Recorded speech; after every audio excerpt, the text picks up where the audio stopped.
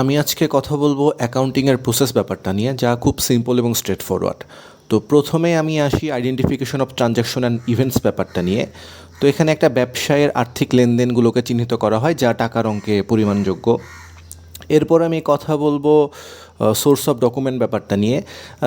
Source of document বলতে এখানে voucher বোঝাইতেছে, বিল বোঝাইতেছে, চালান রসিদ বোঝাইতেছে, ইত্যাদি বোঝাইতেছে। এরপর যদি আমি কথা বলি ইনিশিয়াল রেকর্ডিং জার্নাল বা সাবসিডারি বুকস ব্যাপারটা নিয়ে, যেখানে ডেবিট এবং ক্রেডিটের মাধ্যমে লেনদেনগুলো প্রথমবারের মতো রেকর্ড করা হবে বা প্রথমবারের মতো লিপিবদ্ধ করা হবে। এরপর যদি আমি কথা বলি লেজার পোস্টিং ব্যাপারটা নিয়ে, যেটা একটা টি শেপ কার্ভ থাকবে, সেখানে এক পাশে ডেবিট থাকবে, এক পাশে ক্রেডিট থাকবে, এবং এখানে সকল প্রকার লেনদেনগুলা, নগদ লেনদেন হিসাব, বিক্রয় হিসাব, পাওনাদারের হিসাব, জিনিসগুলো লিপিবদ্ধ করা থাকবে। এরপর আমি যদি কথা বলি প্রিপারেশন অফ ট্রায়াল ব্যালেন্স ব্যাপারটা নিয়ে, এখানে ডেবিট এবং ক্রেডিটের হিসাবগুলো র মিলের মাধ্যমে একটা ট্রায়াল ব্যালেন্স আকারে লেখা থাকবে এবং এতে করে গাণিতিক নির্ভুলতা ব্যাপারটা যাচাই করা যায়।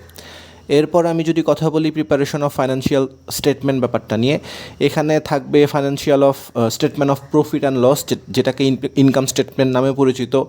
এরপর আমি আসি ব্যালেন্স শিট নিয়ে, যেটাকে স্টেটমেন্ট অফ ফাইন্যান্সিয়াল পজিশন নামে পরিচিত।